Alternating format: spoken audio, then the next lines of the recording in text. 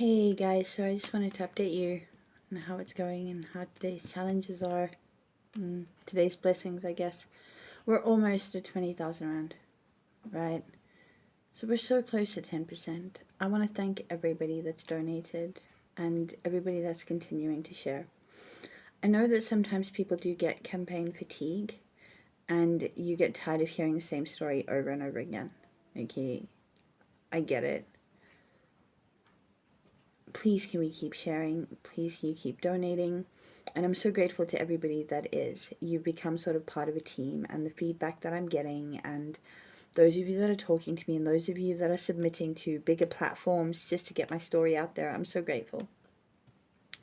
So I wanted to share my day. Okay, I've spent 2 weeks doing the final wishes of my husband. He was very specific in what it was he wanted. In preparing my house, and a lot of people have said to me I've done it too quickly, but I as a coach feel like I couldn't stare at what was missing in my life every minute of every day. Okay, so we moved things around and we have made some changes in the home to just sort of give us a little bit of breathing room, that it's different because now life is different. And I thought, okay, cool, this is week 3. We're on day 16 today. I have to create the accident report, and this is something I don't want to do because I true crime as a hobby. Okay, eventually maybe one day I'll true crime as a profession. But I read the autopsy reports and the crime scene investigations and the psych reports and the court judgments, and I read all those things. I am that person. And I said to the people around me, I am the worst person to have this in my hands because I can't not read it, right? And there are details that I didn't want to know that I know now that are just so heart-wrenchingly horrific that I can't share them here. But what had happened is I'd gone to the police station yesterday. Now understand, if you have a look at the map of Clarence, I live at the entrance of Clarence. The police station is at the top of the town.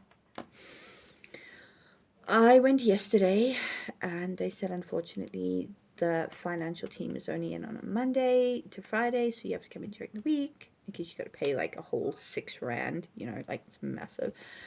So I was like, okay, went back this morning. Yesterday I was ready. Yesterday I prepped myself. I was ready. We could do this. And it was raining and it was horrific. It was just so horrific. Like, to watch my child crumble.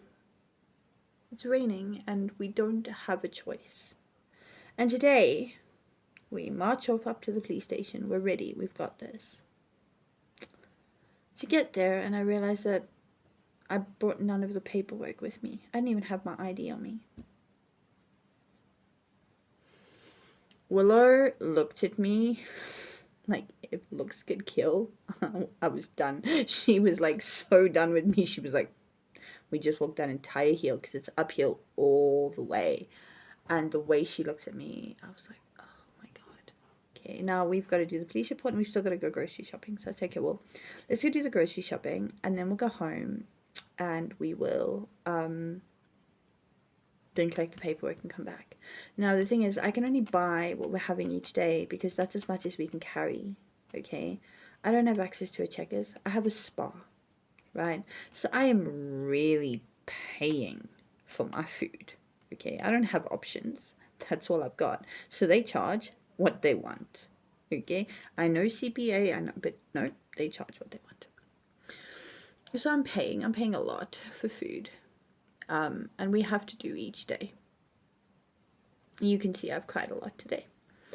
So we bring the shopping home, I get the paperwork, and we walk all the way back up to the police station. And it was exhausting. And I felt like the worst. I legitimately felt like the worst person on the planet.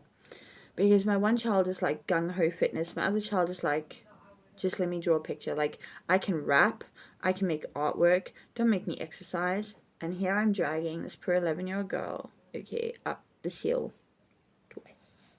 Not once, twice.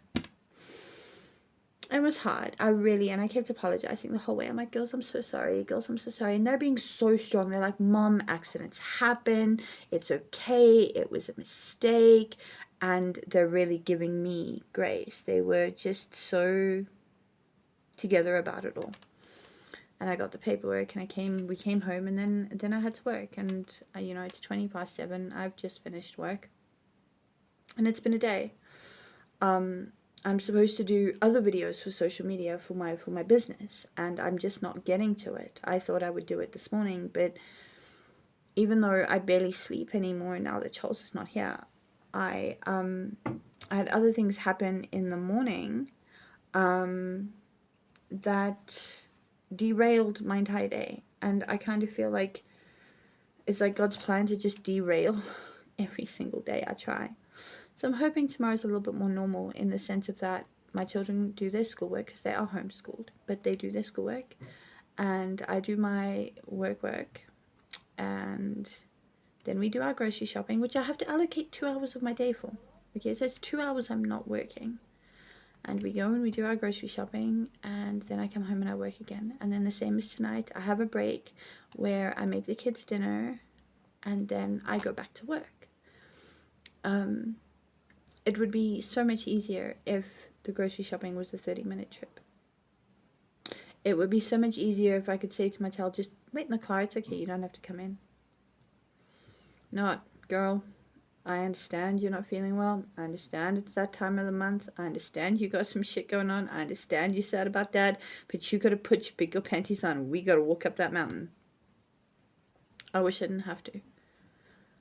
I'm grateful for every single person that is helping support this campaign, that is sharing this campaign, that is just in any way getting eyes on my story. Okay, Charles didn't leave behind much. There were no life policies. There was no insurance.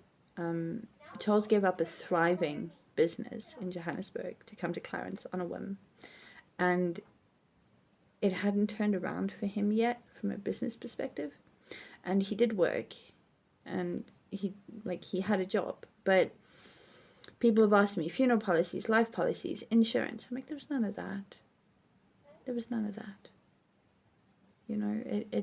He sold his work vehicle the year after we moved here because he didn't need the maintenance vehicle anymore. Because a lot of you will know in the construction maintenance industry, you make a lot of money.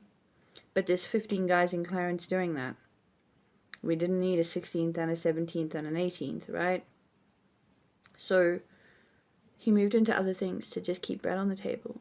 And that's left us in a position where he walked without complaint, and he let myself and little Willow just chill at home, because I could be home. She could carry on doing her schoolwork and writing her things and coloring in her pictures and building her Lego. Willow and I have to find our big girl panties and take those walks.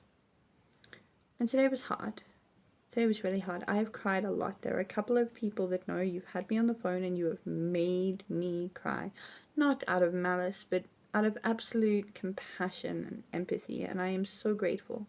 And I just want to ask that you guys continue to share this story.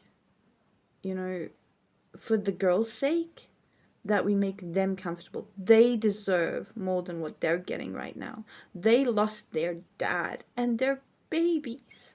They don't deserve any of this. I mean, I know I don't deserve it, but I'm an adult. I can find the resilience. They shouldn't have to find resilience. They're children. They should be finding bugs in the mud, right? They should be digging in the garden. They should be just having the absolute time of their lives. They should not be trudging up a mountain because now it's time for food.